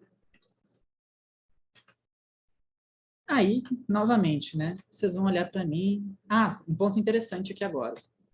Lembra que eu falei que a gente ia trabalhar com isso e usar tipo? Porque até aqui a gente cria um decoder, né? Esse decoder, ele não é um tipo. Eu não posso vir aqui e fazer isso aqui, né? Const a.com e né, e-mail. Eu não posso vir aqui e fazer isso aqui. Eu não posso usar isso como tipo do jeito que tá. Aí você vai falar, então, pô, você vai ter o trabalho dobrado, porque você vai ter que criar um tipo ali para você falar que é seu e-mail. Aí não. Existe toda uma magia envolvida aqui. Você pode vir aqui e fazer um type e-mail, que é basicamente ele tem uma funçãozinha legalzinha que chama typeof. Aí você passa aqui typeof e-mail decoder e pronto. Agora você tem um tipo que chama e-mail. Aí você vai olhar para isso e falar, seu olho vai brilhar e vai falar, isso aqui em runtime vai me dar problema se eu tirar o arroba, assim, se eu escrever? Não. Porque o JavaScript não deixa, o TypeScript não deixa a gente meter uns regex enquanto a gente está aqui digitando para ver se o negócio funciona. Mas, Se você mandar uma request para mim, eu validar essa request com o meu e-mail decoder, vai dar ruim se ele não for um e-mail mesmo, certo? Porque ele vai aplicar essa função aqui para ver se funciona ou não. Mas a partir desse momento que você já tem isso aqui, você pode usar no seu código o tipo e-mail. Aí você, novamente aqui, está um exemplo muito simples, está um exemplo sem graça. Então, vou dar um exemplo mais interessante agora, que é quando... Laura, desculpa, eu perdi. Como é que ficou o tipo e-mail que você fez ele por último? Esse tipo de e-mail, na verdade, é uma string. Se a gente for olhar ali embaixo, tá vendo? Ó? Ele ficou mais enriquecido que aquele úteis do TypeScript, o return type? Não entendi, desculpa. É porque o TS ele tem uma utilidade que é o return type, que talvez você poderia utilizar em cima da função. Seria um recurso, talvez, que seria similar a esse typeof? Não sei dizer. Mas o que eu quis dizer com a impossibilidade do TypeScript é que, tipo, o TypeScript, ele até tem umas coisas, por exemplo, de template type, que você pode vir fazer aqui, por exemplo, um type e-mail 2, que você pode fazer um template type sim, né? Você pode falar que você tem uma string, aí você tem um arroba, e você tem outra string. Ah, não, seria nem tão rico assim. Eu digo mais tentar reaproveitar o retorno da própria constante que você criou ali do e-mail decoder. Foi Sim, algo ele que você aproveita. fez com as utilidades. Ele pega ela aqui, ó. Sim. Então, Porque ele me pareceu algo bem semelhante a uma útil que já existe no TypeScript, chama return type. tá. Então, eu não sei por baixo dos panos como essa biblioteca implementou, não colhi o código dela. Né? Nesse caso aqui específico, como esse refine de string ainda está retornando uma string, por mais que a gente saiba agora que ela é uma string especial, né, quando chegar para o TypeScript não tem o poder para a gente de validar aqui na hora. Né? Ele vai validar request, porque aí, quando você valida request, você aplica a função, certo? Mas aqui, na hora que eu escrevo, ele não aplica. Aí o que eu falei que eu ia mostrar um exemplo um pouquinho mais interessante que esse, é porque aqui tá só uma string e tal, é meio chatinho, né? Quer ver? Eu vou copiar e colar, porque a gente está com o tempo meio atrasado. Tem uma outra maneira da gente fazer esses decoders, porque aqui eu lembro que eu falei para você pode escrever o decoder do zero, certo? Que aí você define a sua função de decoder e pá. É muito raro você precisar fazer isso. O único caso que eu consegui pensar, talvez se você for validar um enum, mas um enum que não seja sempre do mesmo tipo, porque geralmente enum ou é número ou é string, né? Aí você pode fazer a partir do number do string. Mas fora isso, eu não consegui pensar em nenhum contra-exemplo, que você precise fazer um decoder do zero. Porque, tipo, qualquer estrutura que você tem ela a partir de estruturas menores, né? Por exemplo, se você tem aquele... eu já paguei aqui, né? Mas aquele name com alguma coisa. Essa coisa é o string. Então, se eu validar string, eu sei depois validar um objeto que uma classe, que uma chave é uma string. Então, eu vou copiar e colar aqui, apesar de eu querer escrever na frente de vocês, mas é porque já são 6 horas e eu sempre estouro o tempo. Vamos supor que a gente tem uma request que vai chegar pra gente. Eu não tenho natural decoder aqui, eu apaguei, né? Vou colocar o integer decoder só pra gente não perder tempo. Não, eu tenho aqui também. Deixa eu...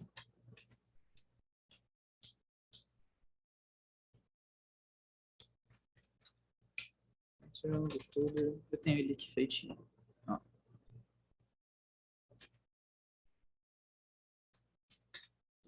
Tá vendo? A gente tem um integer que a gente criou, então aqui eu peguei um decoder que eu já tinha feito e eu refinei ele melhor. Então eu posso aproveitar os dois. Se eu quiser em algum momento utilizar um inteiro, eu tenho ele em cima. Se eu quiser utilizar aqui o natural, eu tenho esse aqui.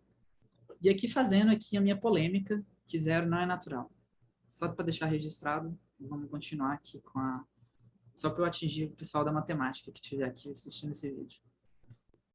Então, aqui, tá vendo? Você consegue fazer um decoder de estrutura, que chama esse struct, que é basicamente você escrever um objeto, tá vendo? Quando você escreve um tipo, você faz, ó, o meu nome é uma string, o meu e-mail é um e-mail, minha idade é um número natural. E aqui você tem um documento aqui, eu não fiz nenhum decoder para CPF e RG, mas a gente poderia ter um decoder bonitinho de CPF, certo? Que você faz a validação, você vê se o número lá no final bate, enfim. E aqui é interessante o lance do tipo, que eu posso vir aqui e fazer um type request. Se eu faço esse type request, ele vai me d.typeof da minha aqui, request decoder, certo? Então aqui eu tenho um tipo, ó. Deixa eu ver, tá vendo ali embaixo, ó, na tela? Ele criou para mim um tipo baseado nas coisas que eu tinha antes. O nome vai ser uma string, o e-mail é uma string, a idade é um número, os docs ali são os dois são string. E aqui a gente podia ter essa estrutura dentro, tá vendo que aqui o doc também eu fiz uma estrutura? Suponha que aqui dentro eu poderia colocar outra. Então você pode fazer estruturas de dados tão complexas quanto você queira, e a validação, ela é automática com o tipo. Você tem aqui, isso aqui, se você tirar isso aqui, tirar essas letras D que tem aqui no início, esse D ponto, vira exatamente você definir o tipo de alguma coisa, certo? O tipo da sua estrutura. E é basicamente isso aqui. Então, quando você vira e faz um... eu tenho um exemplo de coisa aqui.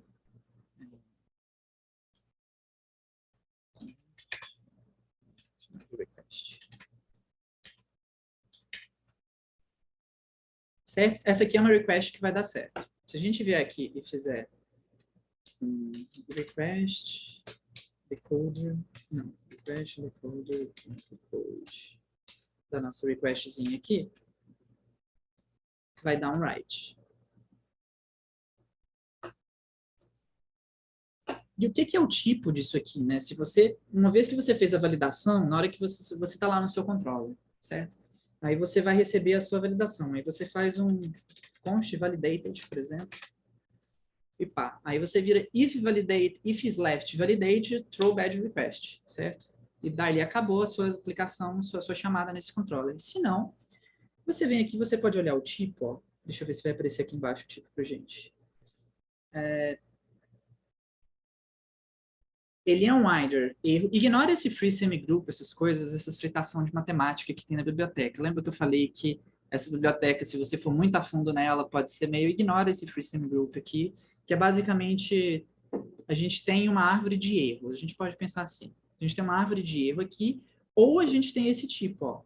Eu não consigo mexer o mouse. Se eu mexer o mouse... Ah, não. Se eu mexer o mouse, ele sai aqui do negócio. Mas você está vendo, Léo? Você tem esse erro, vírgula, ou esse tipo aqui. Então, daqui para frente, se eu fizer aqui o write, já está validado. Sabe? Se você vier aqui e fazer, né? If e.isLeft validated. Aí aqui a gente estoura a nossa bad request lá para o cliente, né? Que eu vou simular aqui com process.exit. Então, daqui para frente...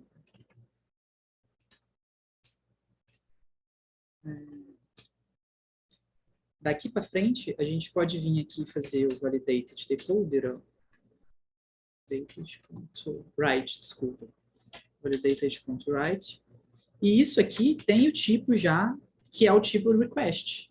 Se eu fizer isso aqui, por exemplo, ó, só para a gente ver que o TypeScript não vai chorar. Request. Não reclamou. Por quê? Ele já está. Então, se eu tenho ali na minha camada de lógica uma função que está esperando meu request, eu posso passar isso aqui simplesmente para frente, ó, validated.write, e vai dar certinho. E vai para frente. Deixa eu só mostrar para vocês como é a mensagem de erro nessas estruturas um pouco mais complexas, que eu falei que a mensagem de erro era legal.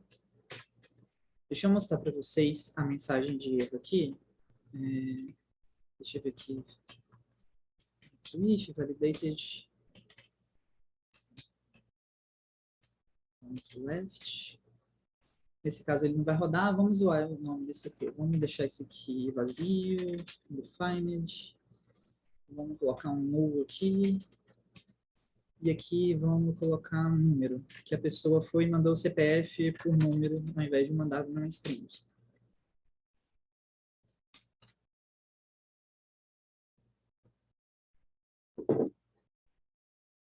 Ué, peraí. Acho que eu vou ter que dar um consolidar, beleza.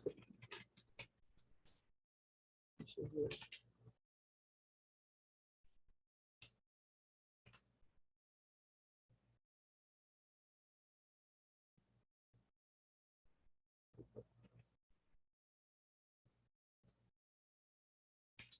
Você tem que ter o console log antes, né? Porque senão ele vai dar exit, né? Por não ter validado, né? Isso. Exatamente. Não vi quem falou, mas muito obrigado. Depois eu mando o Pix. Pronto. Aí vocês vão falar assim para mim, Laura, é isso que você falou que era legal? Você tá de sacanagem comigo, que isso aqui que é o que você falou que era legal?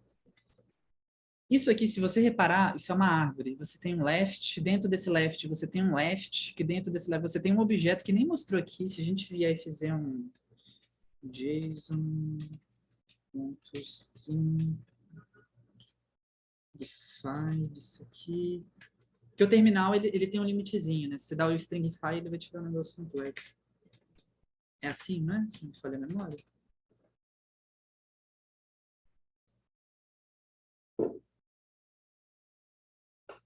Aí você vai falar, nossa, isso aqui é a mensagem legal de erro que você me falou que tinha. Eu vou falar assim,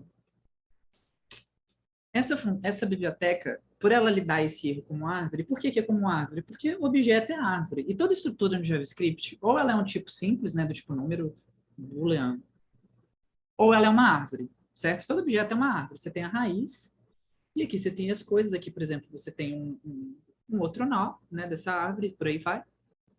Então, ele tem uma funçãozinha que lida aqui para a gente com o erro, chama d.draw.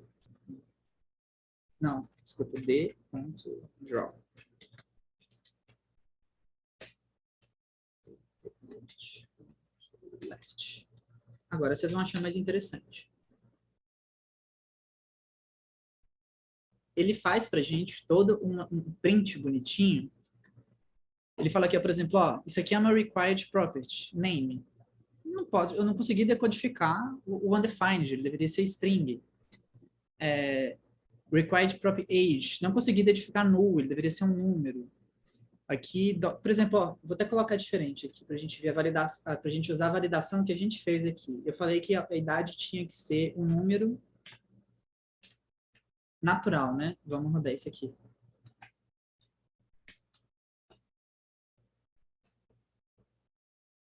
Então, ó, ele falou, deveria ser um número natural. Isso aqui é o decoder que a gente fez, não é o decoder da biblioteca. Aí aqui, required property in docs, CPF. Deveria ser uma string. Que tipo aqui a gente só colocou o validador como string, né? A gente podia ter feito um validador para CPF e tal, bonitinho. E se tivesse mais profundidade nesse objeto aqui, ele ia fazer toda essa coisinha aqui. Então eu acho muito legal a maneira como que ele lida. Só acho legal porque eles fizeram essa função para mim. Se eu tivesse que fazer essa função na mão, eu não ia achar legal. Mas como já está feita, eu acho muito legal. Então, uma coisa que eu tenho uma funçãozinha que é um helper. Eu nem trouxe aqui. Que é basicamente, eu já faço o seguinte, ó, tipo, eu tenho uma eu até mostro ela para vocês depois aqui. Eu não tô com ela aqui não, que eu esqueci de anotar ela aqui. Que eu pego um decoder, certo? Pego uma coisa e já retorno o erro bonitinho. Então, por exemplo, eu faço o que é retornar o erro bonitinho? Agora que a gente já aprendeu o que é um map left. A gente pega um map left da função que chama essa função que a gente acabou de ver, e aqui a gente vê no validated. Então, se a gente fizer isso aqui, isso aqui continua retornando um either, lembra? Porque o map, ele encapsula, certo? Só que se você aplica isso aqui antes, né, na hora que você está validando, em vez de você fazer esse validated... deixa eu abrir aqui, vai. Vou abrir aqui ao vivo para vocês, meu GitHub. Decoders. Essa funçãozinha aqui que eu criei.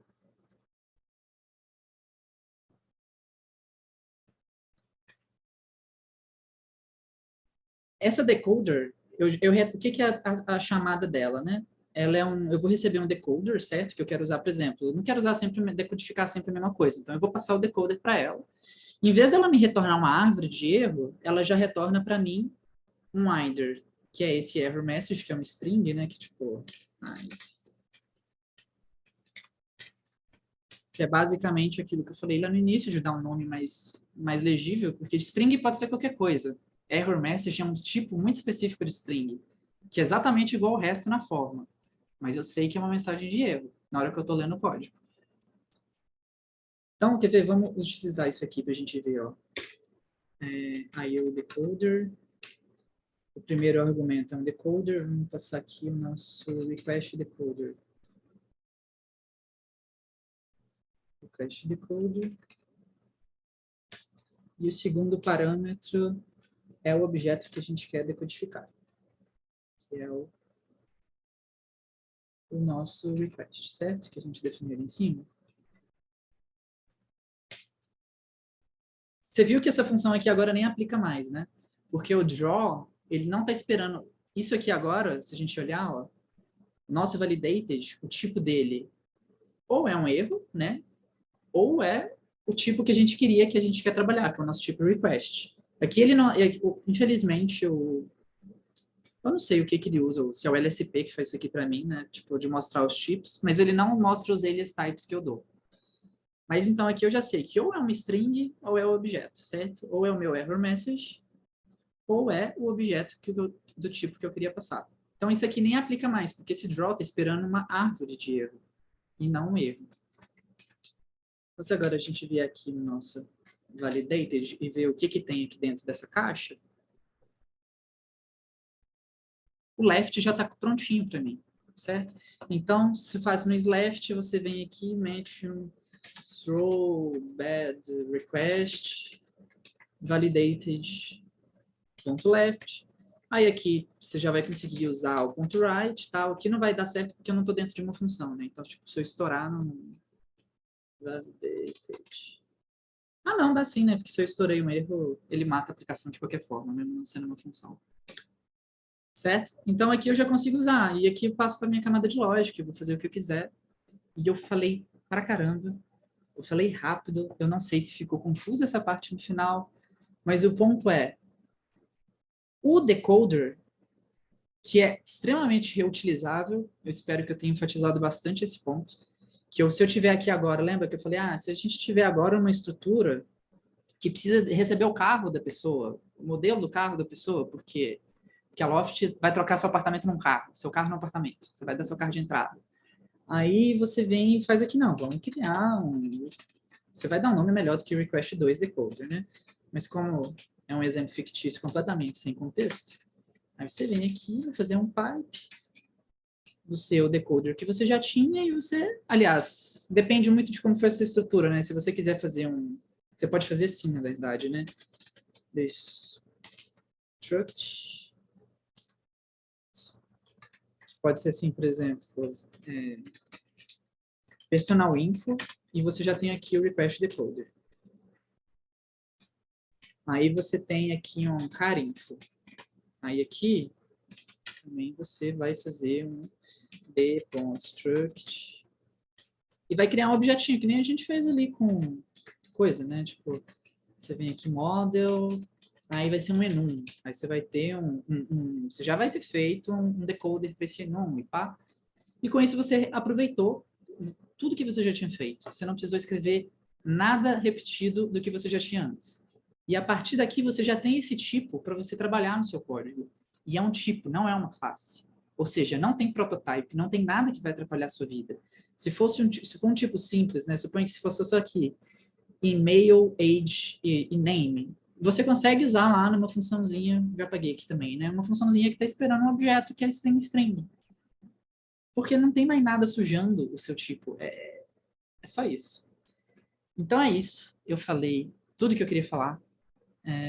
Aqui eu até escrevi uma funçãozinha de exemplo, ó, tipo, besta, que você pode fazer uns map lá depois. Ó, né? Você tem, eu quero saber o CPF da pessoa. Aí você vem e faz aqui o seu validated, certo?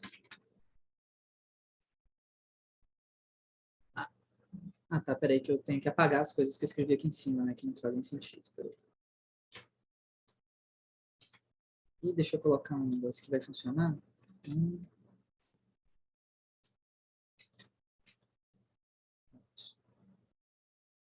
eu apagar isso aqui também, que isso aqui não vai funcionar.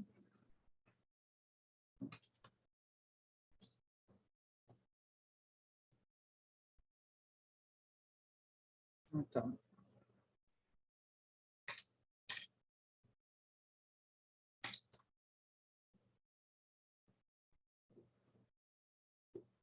Tá vendo? O que esse get CPF fez? Tipo, eu tinha uma caixa, abri a caixa, peguei o CPF, fechei numa caixa de novo e tá aqui.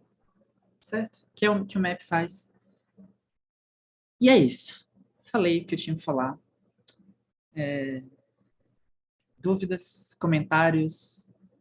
Falar assim, realmente, Laura, Class Validator é muito ruim, nunca mais quero ver isso na minha vida. Seria meu sonho se vocês falarem isso, não vou mentir. Parabéns, eu achei foda pra caralho. E eu achei mais uma coisa que todas essas formas que você apresentou, eu achei que cai como uma luva em API GraphQL.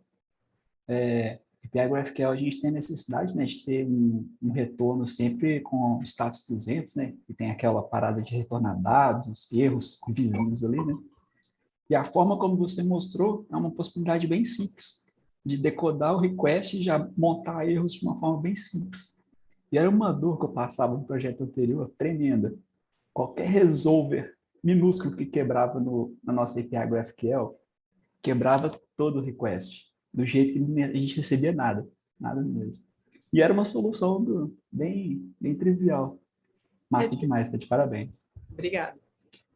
Eu acho que a grande questão dessa biblioteca é que ela usa esse either, o que eu acho ótimo, porque é o que eu falei lá, tipo, antes de eu falar dessa parte de validação, eu já mostrei uma motivação do porquê que o either é legal, porque, tipo, se olha para a função, isso aqui pode dar erro. Você abole do seu código a palavra throw, deixa o throw para o controller, deixa o throw para quem faz o cast, sabe? Para quem tem que devolver informação para o front-end. Você não vai, seu código por dentro não vai parar. Então, para mim, só por isso já vale a pena. Porque, tipo, você está me dando informação do tipo que é muito bom. E com essa biblioteca de request aqui, eu acho ela maravilhosa, essa biblioteca de validação. Porque esse cara, você usa o tipo, você reaproveita tudo. Todos os pequenos detalhes, você compõe. Eu já fiz um validador para idade, mas agora não. Vou fazer, pô, você vender apartamento aqui, você tem que ter 18 anos. Eu faço um decoder, porque garante que a pessoa tem 18 anos. Se chegar lá que tem 17, já estoura. Fala, você não pode não, cara. E sei lá, é isso. Eu espero que vocês tenham gostado. Eu estava no time da Laura antes e confesso, ela mostrou para nós essa solução aí para decoder e no início eu estava bem cética assim também sobre por que está adicionando toda essa complexidade aí, essa curva de aprendizado, vai dar ganho, sei lá o quê, para que tudo isso, né? Mas eu confesso que deixou mais legível o código, claro, tem aquela curva de aprendizado a mais, pode ser só um único empecilho, assim, ter novas pessoas que entrarem no projeto vai ter que explicar o que está acontecendo ali. Mas, assim, eu achei que foi bom. Então, parabéns, Laura. Thanks. Eu gostei Muito bastante bom, também. viu, Atok? Parabéns. Isso da curva é o que eu falei. Eu não recomendo você pegar essa biblioteca e fazer um projeto inteiro, assim, usando tudo que ela tem para oferecer, a não ser que você manje muito. E você tenha muita paciência de fazer muitas talks explicando isso aqui. Para cada uma dessas outras pessoas, assim. Dessas outras features e tal. Agora, tipo, coisa pequena igual o optional, eu acho muito interessante. Ele funciona exatamente igual aqui o Wider, só que você não tem o lado esquerdo. Você só tem, assim, ou você tem, ou você recebe um nada. E o Eider é legal, aí tem uma questão o task Eider também, né, que tipo, eu não falei aqui, mas é o lance, né, você tem uma coisa, você valida, você aplica os seus maps ali, né, do tipo, se der tudo certo, e depois você aplica isso para fazer outra request. E com essa outra request vai retornar também um Eider. E daí aí entra o lance das monads, né. Inclusive, falando em palavras bonitas de funcional, esse lance do map é o famoso functor, que talvez vocês já tenham ouvido falar. O que é functor? É tudo que é uma caixa que você consegue abrir, aplicar uma função ali dentro e fechar a caixa de novo. Isso é um functor. Dá para fazer analogia com monad também, mas como eu não falei nada de monad, eu não vou falar aqui não, vai que eu falo coisa errada também. Então, assim, mas é essa a ideia. É sempre isso. Você tem uma coisa ali dentro e você quer aplicar uma função ali. Isso é um functor. E por isso que eu falei que, tipo, o JavaScript é tipo, quando você está na escola, aí o professor vira e fala para você que Aquelas coisas de força é igual a MA. Você chega na faculdade, você fala, não, isso é um caso muito específico. Tipo, o map em lista é um caso muito específico. Porque map é um negócio que você pode mapear muita coisa. E é isso. Alguém quer adicionar mais alguma coisa? Eu posso terminar a gravação? É uma pena que o Bruno teve que sair mais cedo, porque eu ia pedir para ele fazer a finalização do vídeo aqui para mim. Porque eu não sei se vocês sabem, mas o Bruno é youtuber. Então, assim, dê like, como é que é? Clica no sininho. Eu não tenho o carisma do Bruno. Eu saí mais cedo, é verdade, mas eu estou voltando aqui pela magia da edição, superpoderes youtubísticos, para pedir para você dar o like nesse vídeo aqui e também escreve nos comentários. 1. Qual é a sua linguagem de programação funcional favorita? E 2. Você prefere C# ou Haskell? E depois disso também não esquece de se inscrever nesse canal para você não perder nenhuma atualização. Valeu, Laurinha, até a próxima.